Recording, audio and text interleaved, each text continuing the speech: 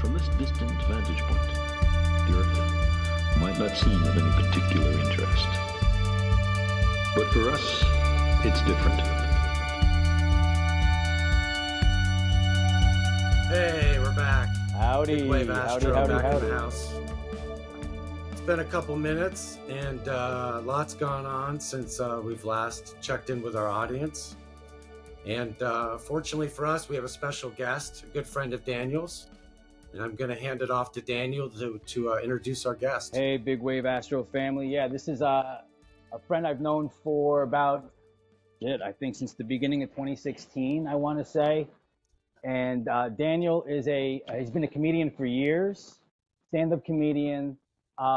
He's also been in the Earthship Academy, I guess, building Earthships for the past few years. And he's a very unique individual who is very group conscious, trend-setting conscious. He's hooked up to the collective consciousness in a very, you can take a look at his astrology chart and see that. But he's a very unique individual. Now he's very much into Discordianism, and I guess he's gonna teach us a little bit about that or explain some stuff. And I know it deals with Eris, right? The golden apples of discord and strife, chaos, trickster energy, I'm guessing. Jeremy, right up your alley. All right, Daniel. Yeah. So tell us about yourself, man.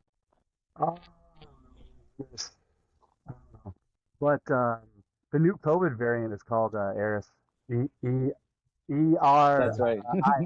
which is the goddess of Discordianism, the Greek goddess of in mythology of confusion, discord, bureaucracy, and international affairs. Ooh. Bureaucracy, international affairs. I didn't know that. But no, it's to do with a lot of nonsense and paradoxical philosophies, contradictions, humor, satire, parody, irreverence, nonconformity, techno-paganism, and just mockery and So there's a big trickster type energy with Discordianism and paradox energy. That's what the kind of feel that I'm getting.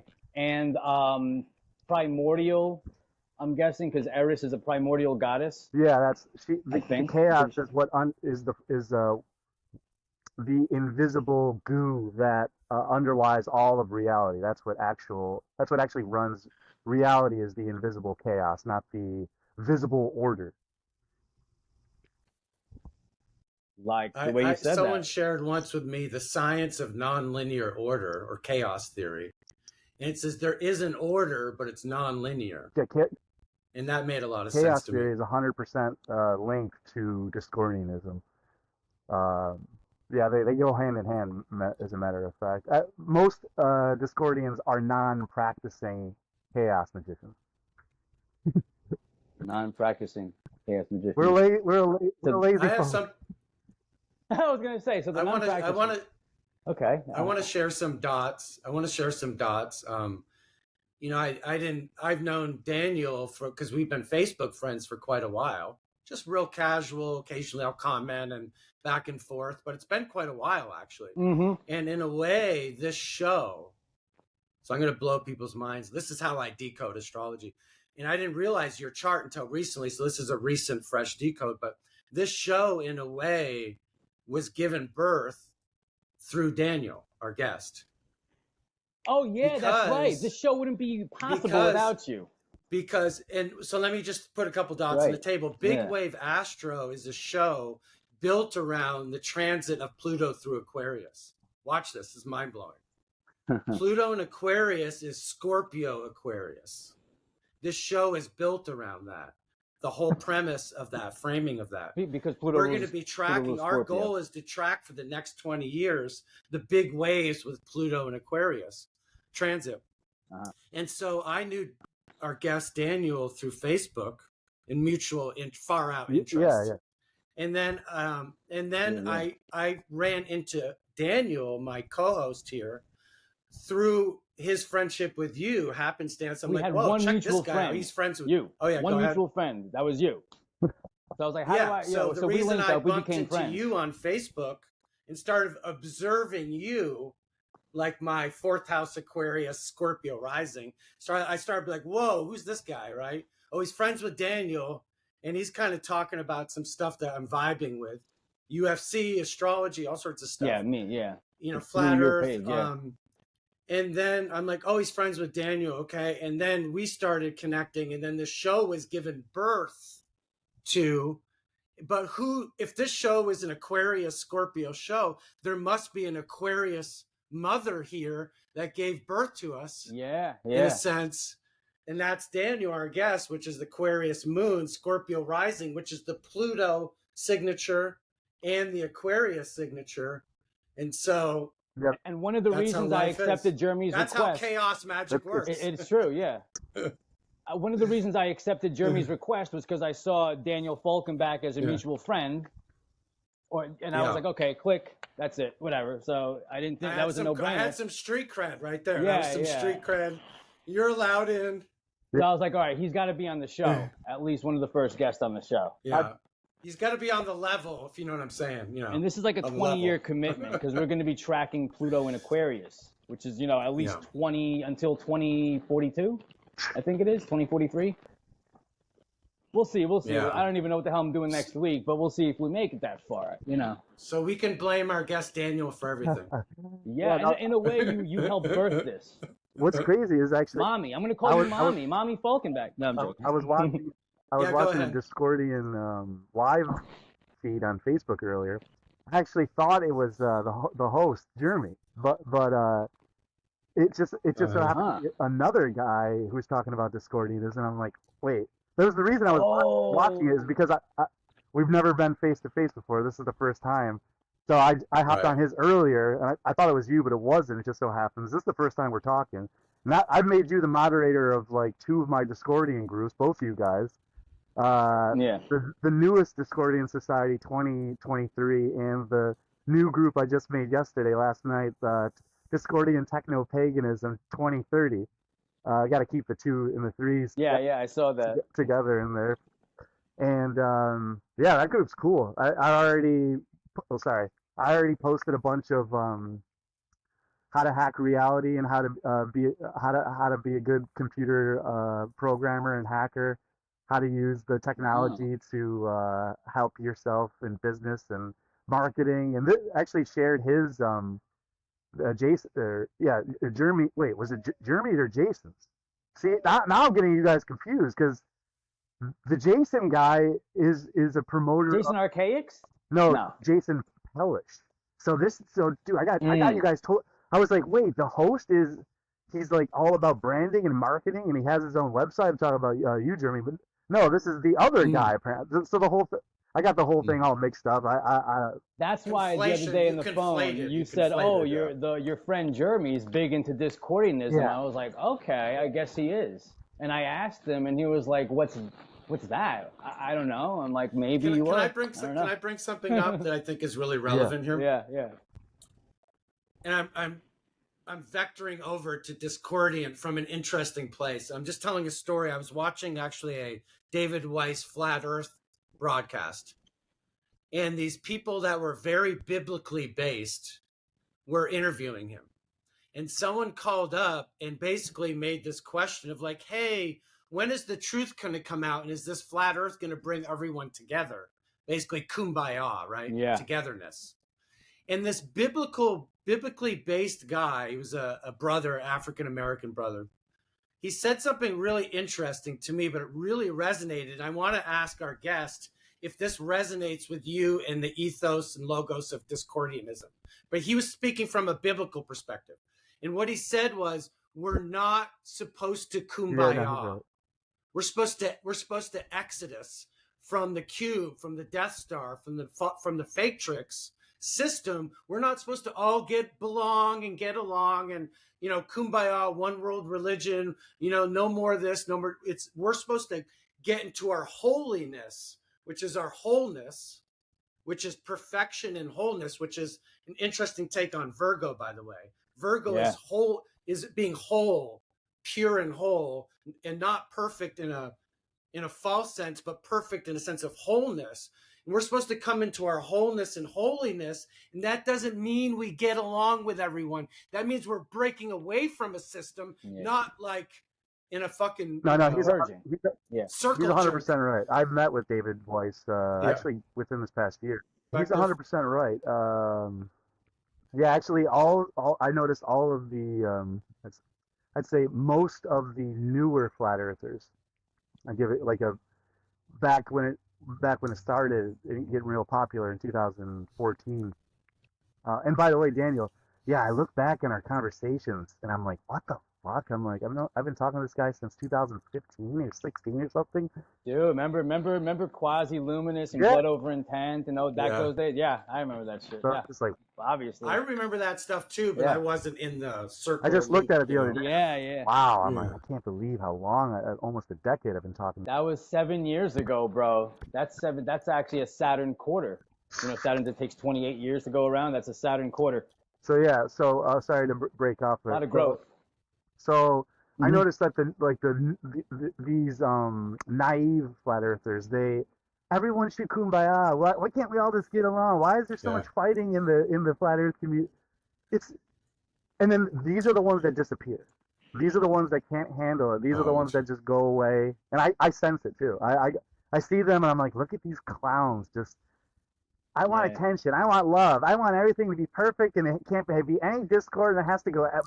Everyone has to be communicating in exactly the way that I want them to.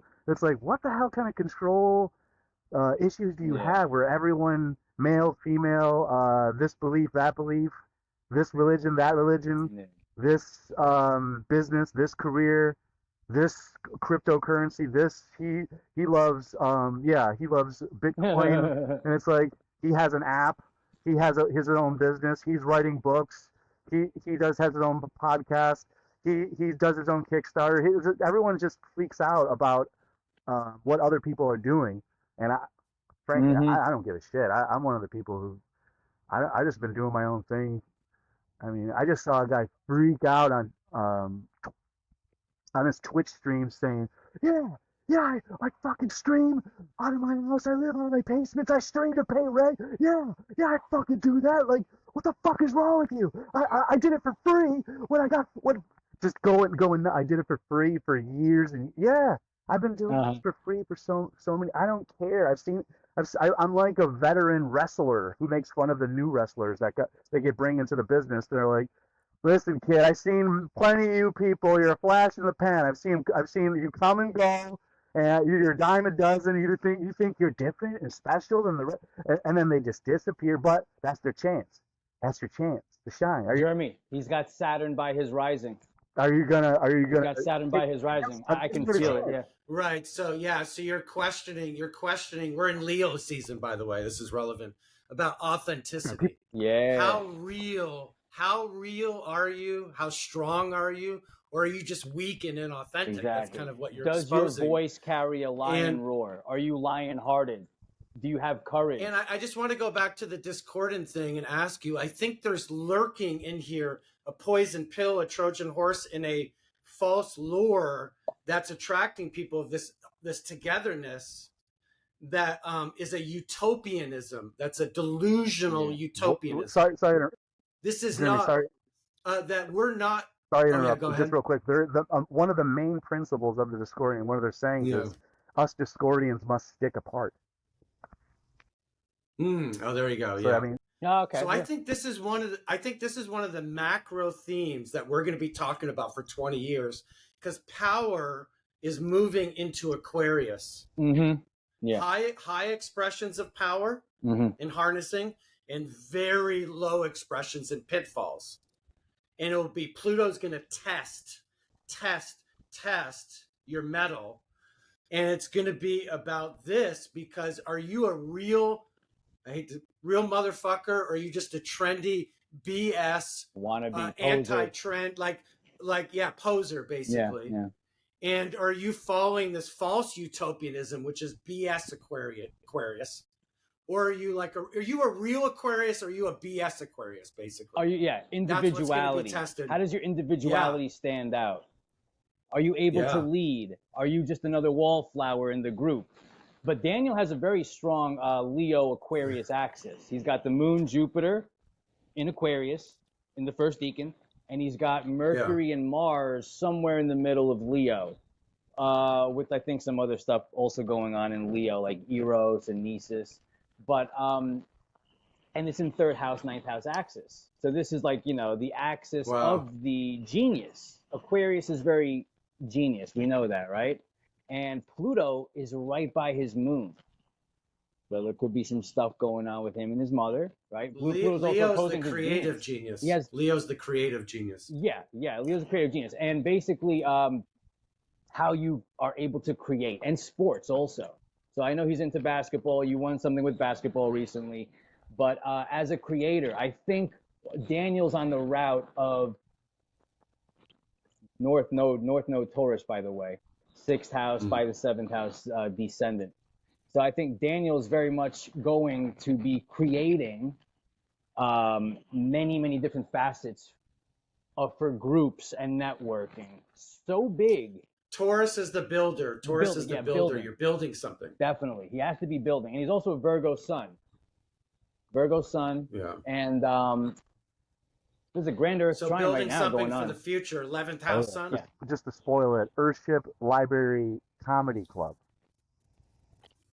Earthship Library Comedy Club. Earthship Library. Did you know I'm building a aircrete dome? No, I don't, but I remember you mentioned something about it in one of the comments.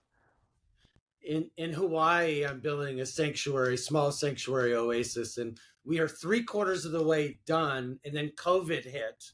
And it's been on pause for the cause, weighing and managing, measuring different moves. But we're hoping to complete that this year. A nice, modest little 24-foot diameter aircrete dome, like from the Dome Gaia kind of school of Dome Gaia, which is where it's in Pahoa, Big Island, which is where Dome Gaia is based. And then a 14-foot bedroom dome. So two domes next to each other. That's amazing. I love it.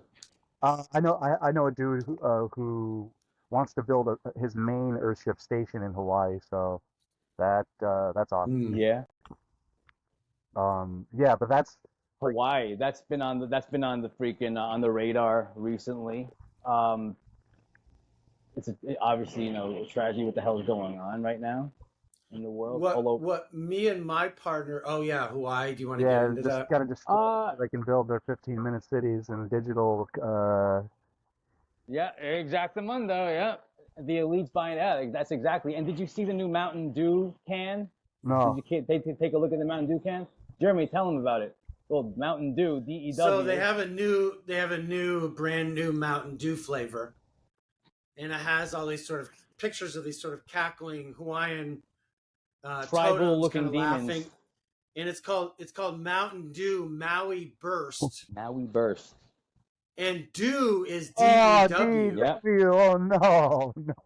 and it says new pineapple flavor, and I don't know if you know, but the fire started in the pineapple fields up and they're above blaming the city. Pineapples because they're so dry and they catch fire easily. So let me report to the audience some updates. Yeah. So there's a long list of extremely famous celebrities like Oprah that have mansions up in that area. Oh. I can now report every single mansion from every single celebrity has been completely unscathed. Oh yeah, it was the highest real estate area too in the area, just so happened. Yeah. And that there are underground tunnels there, and lots of reports of child trafficking in that area of Hawaii. And so it appears like these different things are somehow vectoring together to tell a story. I know in 2017, they already decided for that area to be a leading smart city. Yeah. And to completely clean and renewable. And then one other thing real quick. And that the thing that was slowing them down is that the locals there that own the waterfront property were refusing to sell, even given enormous amounts of money. Yeah. So that was holding up their plans. That's what I know so far. They didn't want to move an inch. Yep. Yeah, they planned this in their little G7 meeting over a year ago to make Hawaii into the blueprint for the smart cities for the whole world. So they're to lead the way. So this will be the blueprint to show the way for how all the other places do it. Like that one line in the middle of the desert. Yeah. You know what I'm talking about? It's called the Line, and it's like it's literally just a sliver of line in the middle of the desert, and it's all these little compartmentalized smart cities. And yeah, go to the Line. It's like Hunger Games type of shit. But yeah, this is some Discordian astrology for you kids. So one of the reasons why we haven't gone back to Hawaii yet to finish our project, I had some very Scorpio instinctual stuff. One of them was, I'll just comically point to it this way. I did not want to be caught in an episode of Lost. Yeah. I felt like the islands were very vulnerable. I feel like we're in World War 7, 8, whichever one we're in now. But I feel like the islands were very vulnerable out in the middle of the ocean. Yeah. And I felt like I was probably safer on the mainland. One thing I want to share, just some dots with you because they're coming up. The Hawaiian Islands were given over. There's a whole movement to take the Hawaiian Islands back to the people because it was unconstitutionally acquired by the United States, and they have a rock solid case. Yeah. And but the islands have been forfeited to the United States. Now what I'm seeing is that has changed, and the island is now being forfeited to the New World Order globalists, not just the United States. Wow. And my question is, and I can only leave this as a question, is the good people and the good natives of Hawaii going to stand down and allow this transfer over to the globalists to do what our guest said, turning the smart cities? Or are they going to stand up? And I said, well, how could that happen? And the only way that could happen is they just say, hell no, and they boycott and strike from island to island. Just say, look, tourism is shut down. We're not cooperating with this anymore. They harness their inner volcano. Right. So what do you think about that scenario? Is there anything that can be done, Dan? Civil War, man. Discordant Dan, what do we do? I'm like, honest question. Is there anything they can do? Yeah, just create your own economy. Civil War. Unplug. Go off self-sovereignty. Yeah, go off the grid. Learn some survival skills. Learn how to make a fire. Homestead. Learn how to stay out into the desert. Learn how to stay out in the forest when it's cold. Because self-sufficiency. Because these are all things that I've kind of learned how to do over the past, I don't know, since the past 6 years-ish. And like the Earthship stuff, that's just really makes you into, you can get really isolated. You can get really paranoid and in your own world. Hey, stop it. And yeah, man, I don't know. Stop. Very, very 12th house feeling. By the way, he's a Pluto 12th house, by the way. That isolated feeling, but power through isolation. You can empower yourself and transform yourself through isolation. And building, of course, also pets. Good with pets. And like Daniel was saying, create your own affinity groups. Daniel is frozen, by the way, but create your own affinity groups. I'm frozen. Yeah. I can't. That'll self-correct later. Yeah, that'll fix it out. Yeah. And don't be I say this for myself. Don't be disappointed when you're climbing through the ranks of the social ranks and you make it to the so-called top and there's still a lot of stupid people around everywhere you go. And no matter what field of wisdom or knowledge or career you're gonna be surrounded by stupid people, and you can't. So there's. Go ahead. Well, I was just gonna say there's lots of people stuck in the cube, in the box. Yeah. And I know enough about our guest, Discordant Dan and Daniel and myself. We've spent many years breaking free. Right. And now we're outsiders and outliers. And so I would ask our guest, or both of you, was it worth it to break free from the cube, to Exodus? We've all Exodus. Was it to people that are still in there? Is it worth it to lose the belonging, to lose the family? Yeah.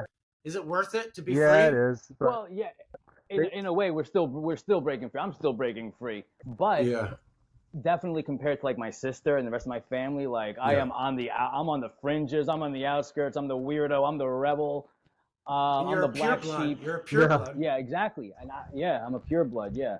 It's a shame because I don't want to talk shit. But yeah. Go ahead, Daniel. Anyway. Keep going. Yeah. No, I was gonna say, can you get? Hold on a second, our guest. Can you get more on the screen? You're kind of we've lost your. Oh yeah, your we face, got your. But go ahead. Your mouth. Okay. There we go. Yeah. Go back a little bit if you can, just a little bit. But I know Daniel mentioned something about civil war before, and a lot of changes that are going on, big changes internally, what people need to do, and of course the big thing is. Huge thing is that we're in a shift right now. Like I told you before, remember Venus, obviously, we talked about this today. Venus came into a morning star conjunction with the sun just yesterday. And that's a 263-day cycle of when Venus is going to be morning star. So now people's desires and excitement and passions are coming to the forefront. They're being pulled out. They want to do new things, even though Venus is still retrograde, which will start going direct. And the other thing was, the Leo new moon on Wednesday in 2 days. The Leo new moon is exactly square Uranus. We're talking 23 degrees is the Leo new moon, sun and moon at 23 degrees Leo. It's conjunct black moon, Lilith, and Venus. But it's exactly square Uranus and Taurus at 23 degrees. We're talking huge changes to technology, the economy, world leaders, technology and man, AI, creating the rebellious mob, people rebelling, the collective consciousness. All these things are going to be changing on the external. But with all these retrogrades, people got to look internally and start doing work. And of course, Virgo. Mars in Virgo, Mercury's in Virgo. Mercury's going to go retrograde very soon. And so is Jupiter, both earth signs. There's a lot of tangible stuff being implemented. That's going to shape our world. We have a grand Earth trine going on with this Leo new moon. So that grand Earth trine, especially the Virgo side, people are going to be looking at their health, what they do on the daily routine, what they do on the daily that's affecting their mental health, their physical health, what they do for work. Are they happy with what they're doing for work? Do they, and again, the Leo kicks in. It's opposite Neptune. But opposite Neptune, yeah. People are going to have the choice to stay mentally ill in Neptune with whatever bullshit movie they're playing. People are refusing to do the inner work. Yeah. What the globalists and are offering people is just take the jab zines. You don't have to do the inner work anymore. Yeah. We should probably even use jab zines and weird words, quack zines for it, just so that this video doesn't get censored. And we can outsmart the algorithm, the algo rhythm. Like Algol, the Perseus holding the head. And Algol, the star of, I guess you would say, strife. Let me say something real quick. You guys are reminding me of two things, and it kind of closes off the past two previous questions. Don't be afraid to take your piece of the pie. Get yourself a slice. Don't there you go. That's don't be North Node Aries, ashamed or regretful or guilty about making money for yourself, or even how you do it. You want to go make a fucking OnlyFans for yourself? Go do your fucking OnlyFans. You want? I mean, honestly, people get like, dude. The definition of a successful man and an unsuccessful man it's depending on who is telling you my definition of a successful man is different than most people. Most people would consider me, I guess, an unsuccessful man. I can go wherever I want. I can start over and travel wherever I want, and I can go live in earthships. I can go live in the desert. I can go live in places. I don't have kids. I don't have things burden me down. You can't travel. You got dogs. You got kids. You got a husband. You got wife. All this. Yeah. So it's like you claimed your freedom. You claimed your freedom. So I get really upset when people like you're not like you didn't make it. You're just a jealous wannabe comedian. I'm like, dude, I don't like stand-up comedy anymore. I don't like stand-up comedians. I think the whole business is psychopathic. I think you're all narcissistic, weirdo parasites. Narcissistic weirdos, like just attention-seeking children who never got it, and now you need validation from strangers in clubs. and it's just, I don't know, like people seem to admit it when they have something to say. If you don't have something to say, then shut your fucking mouth and at least admit it.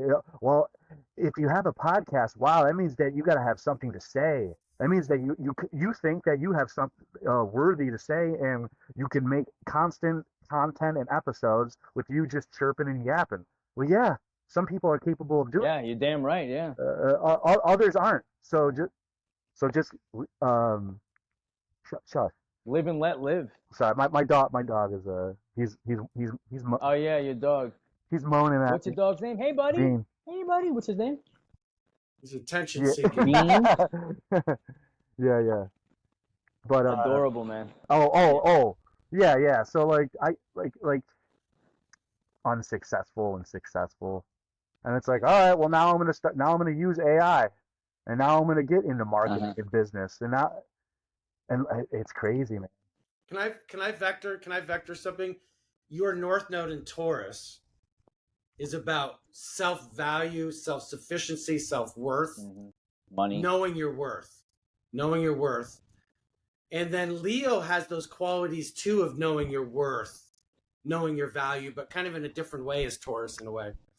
And I feel like Discord and Dan, you kind of hit both notes simultaneously about grabbing your piece of the pie and not feeling shame about that. And claiming your freedom, right? Aquarius, claiming your freedom as your privilege, as your right. What? It's yours to claim, and you've claimed it, and you have it. And that's what people are failing to do. What I realized with this North Node in Taurus, people are trying to bypass common sense Taurus, and giving away their worth and value. And now we're in Leo season, and the question is, are we going to Leo up and Taurus up or not? Yeah. Are we going to keep giving our shit away and not claiming what is our rightful inheritance, claiming our worth as humanity, our divine inheritance, really? Yeah. And I feel like you were kind of hitting some of those notes, Dan. Yeah, and big with technology too. He's got strong. I'm not bitter. No, you're a realist. You're a realist, man. I did so much. I gave away, dude. I've been giving and giving and giving and giving and sharing for so long that I don't even like, I've neglected my own personal research, where I don't even research the stuff that I'm sharing anymore. Even though, I mean, I do. That's a huge hyperbole and exaggeration. That would be a bit insane if I didn't. But I would love, like, basically when I first started about 13 years ago, sharing publicly everything that I can think of and conceive of, everything that I shared, I knew as much as I possibly could know about it. I wouldn't share anything if I didn't watch it, listen to it, research it first. But now it's the opposite. Well versed. Now I don't care. Now I share more than what seems humanly possible. People think I'm a robot because of how much I share. Yeah. And well, that's the thing. You know so much. So whatever you share now, because of that Aquarius third house, especially now Pluto's empowering your moon, right? All that third house, now you don't even have to, I understand what you're saying. You don't have to do the research, because now you can say something and you know a lot, so you can connect and branch out and connect those. You're decoding in real time. Yeah, you're decoding in real time. Yeah, exactly. Yeah. You're branching out and you're connecting while you're talking. Very strong third house, very strong ninth house. It's a genius. In a way, genius. You have you're a sub-genius. You have that in your name for a long time. But trend setting, rebelling, and definitely working with groups is your forte. And now that Pluto finally came into Aquarius, going over his moon, I think February, March, April, it's really going to set up a whole bunch of power dynamics for him, because he has a T-square from Moon, Venus, and Pluto. And Pluto hitting his moon is going to set off that Moon, Venus, Pluto. Pluto right now is opposing his Venus too. So his relationships, he's really transforming how he feels about women, men, but also, relationships in general, friends, romantic relationships. And his incarnation cross in human design is really to learn about himself through deep, intimate, romantic relationships. That's one of his things on his incarnation cross. That's how he learns more about himself that way. And that ninth house Leo is very strong. I mean, he's connected. I'm curious to ask Dan about, I have this strong hunch that we're moving into possibly the age of Aquarius, or a setup for it with Pluto and Aquarius transit for 20 years. And we're moving into a phase where it's death of the superhero, death of the savior, and death of the celebrity. What do you think about that concept? In that we are our own superhero, sovereignty. It's like the outer superhero, the outer celebrity. It's the death of that. What do you think? I would say 2 months ago I would have disagreed with you, but since then I actually have seen what you're talking about. I mean, I love superheroes. I use superheroes in a philosophical way, and analytical way, and metaphysical way, and yeah, you can make tons of superhero connections where basically superheroes have replaced all of the old gods of the past, like all the Greek and Roman gods have been replaced by comic book and superheroes, like like even like, but the most popular Greek gods are still there, like Thor and Loki, so they're still there. These are egregores. These are invisible thought forms that have taken over the cultures, the different cultures, and they took over storytelling. So like I said, 2 months ago I would have disagreed with you, but now people are kind of getting burnt out on superheroes and bored of it. Can you sit back a little bit? Hey, Dan, you're still like half your face is in there. I'm just thinking the listeners are going to want to see your whole face animation. That's perfect. Your cool shirt. Back in the area. The Kabbalah, right? Yeah, I think so. People are getting burnt out on superheroes. Like they've taken all of the superheroes and they just paint them black, or they just turn them in. Well, I think the superhero genre has been weaponized and poison pilled, like the Christ principle, all these things that are legit, but they've been co-opted. So everything is co-opted now. Everything. And by the way, we saw the big superhero movement with Neptune and Pisces, right? But now we're coming to an end. The next 2 years, Neptune's going to be entering Aries. You are the superhero. We're going to have to activate. And by the way, Chiron has been in Aries for quite a few years now. What's been under attack? Masculinity, testosterone. That's Aries. That's Mars. Chiron, the wounded healer, has been making men feel lessened, feel wounded. Men for the past 8 years, however long Chiron's been in Aries, there's been an attack on the masculine. I have Chiron in Aries, and can I just speak that really quickly? I want to pass it on. My Chiron in Aries is Charlie Brown. Okay. And do you remember how Charlie Brown was tricked by Lucifer? Yeah, football. Come on, Charlie Brown, you want to kick the football. Yeah. And my Chiron in Aries is like initiation, activity, action, and I go, and then what happens? I fly up in the air 50 feet and land on my back. Again. The trickster got you, yeah. Again, Lucifer got me again. So what I'm learning, I'm wounded in taking action. And so this attack on the masculinity, the original man Aries, is don't take masculine action, man. Be frozen in your action. Yeah, that's what. Be in inaction, frozen. And so that's how it manifests. Is you're just frozen. I don't want to try to kick that football again. I know Lucifer is going to trick me. So I think there's that phenomenon. I think that's being healed now because of that big Aries cycle coming in. And it's time to get up and go now because North Node's in Aries. And they're going to meet. They're going to meet in February. Rahu, Chiron, they're going to meet in February. That's right. So there's going to be a lot of healing that needs to be done, definitely. 16 degrees. They're going to meet at 16 degrees of Aries. I have to check out what else is going on, but there's definitely, we're going to need to be healing the masculine, healing how we take action, healing self-sovereignty. And then, of course, as Saturn and Neptune, Saturn's going to meet Neptune at the very end of Pisces. And they're going to, 2025, 2026, they're going to go back and forth over the 0 degrees area ecliptic. Should we talk about one of the theories there? That's kind of, have you heard of the solar flash? The solar flash. We spoke about the event solar flash thing concept. From the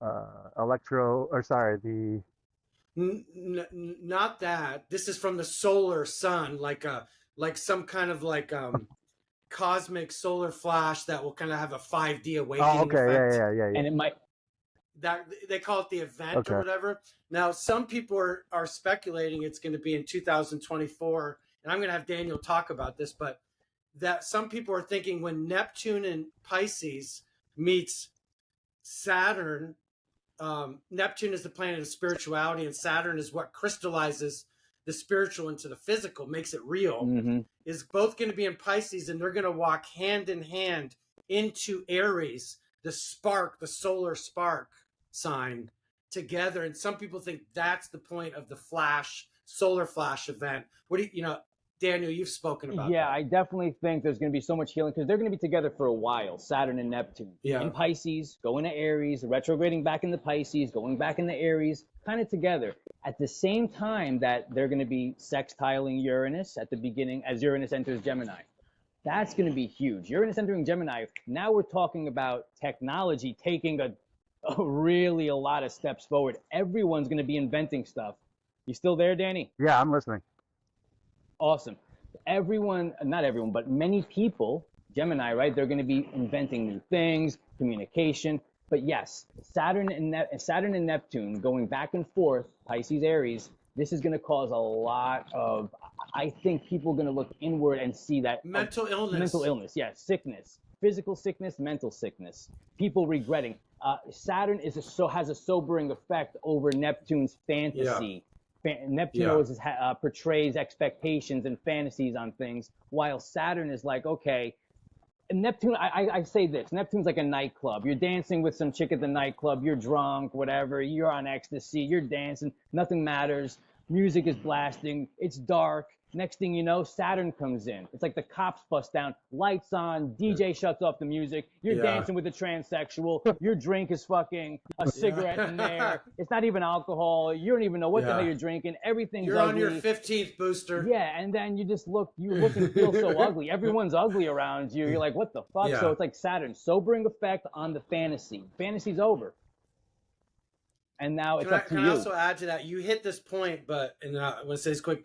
In my earlier times in my life, when I had solar flashes of awakening, my lower mind, my Mercury shattered my mind. I don't want to say I went crazy, but in my awakening, there is this spiritual emergence of kind of there's losing grip with the earlier crystallized matrix.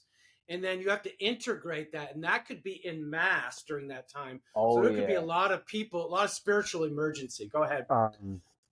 Dan. I used to call them flashes when I was a kid. I'd go, I get the flashes as a premonition or a vision of an event that was just about to happen. And I told people about it. I go, he's about to rip his gold chain off. They're gonna get into a fight, and he's gonna rip his gold chain off. And my buddy's like, "What?" Because nothing. There was no fight even happening, and all of a sudden it broke out into a hockey fight, and he ripped his gold chain off. And my buddy looked at me, and he was like, "What?" And I'm like, "Dude, I told you these flashes are real." I got a flash about my dog dying, and that came true. I used to. What about dreaming? How are you with dreaming? I used to. Do you remember? That's where I have the flashes. I have the premonition flashes and dreams. I used to take it super seriously. I used to write down my dreams in a dream journal. I used to be obsessed with lucid dreaming, and I used to do it. I used to be capable of becoming conscious in my dreams, becoming lucid in my dreams, and having lucid dreams. But I don't know, man. I just stopped caring. Yeah, it's like a phase. I stopped caring. Phases. Yeah. I heard that if you dream, if you still dream, that means you haven't made it. If you dream still, that means that you. Yeah, I think you've progressed. So we're first born into our moon sign, which is moon is more dreams, Pisces, dream. And then we become conscious and we grow into our higher self, which is our sun sign. So all three of us are very much, I think, tracking similar. We're growing into our sun sign, which is lucid waking. Mm-hmm. We're lucid waking now. Yeah. Yeah, so we're in a different dimension now. And I also think like Uranus, I believe, represents 5D.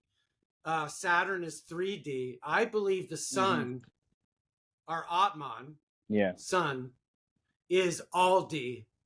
Like a wormhole through all of them. The sun. It's a Dharmakaya, or a realm that penetrates all dimensions. So I call that 1D. Yeah. Oh, okay. Yeah, like 1D a wholeness. is all D. Like a unifying force. Primary D. Yeah, unity D. Because that would be the dot in the sun. Yeah. That would be the dot in the middle of the sun. Exactly. That 1D. Exactly. Yeah. All the scientists are obsessed with dimensions and how many there are. And so if you get like real specific, like string theory deals with, I think, 11 or 12. I think 12. 11 or 12. Yeah, I think 12. And, I think 12. Yeah. And then there's like M theory, which is like a level beyond string theory. and N? Yeah. No, M. M. Yeah. It's like Mr. Yeah. It's just M theory, and that's the level beyond string theory. That's like advanced string theory is M theory. And I mean, I can't even. I'm not even gonna pretend to try to describe it. I just know about it. But how can you know what happens in the future? Because you're in your conscious lucid waking, which is beyond time. It's all D. Yeah. Past, present, thank future, you for getting me back on track. So so these scientists are obsessed. There's 11 dimensions. No, there's 12 dimensions. No, there's 40 dimensions. Say, okay, one sec. Sorry, my dog is talking to me. Come here. Come. Get down. Come. Good boy. Thank you. Come here. Good boy. So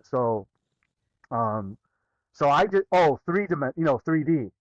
No, it's 4D. No, it's 5D. It's the fifth. We're going from the third. We're actually in the fourth, and we're going to the fifth. So then we can we can be in the sixth. And I'm telling you from the seventh, the eighth, and it's like, okay. How do you know all this? And then the scientists say, so we're watching a movie from 3D. We're 3D.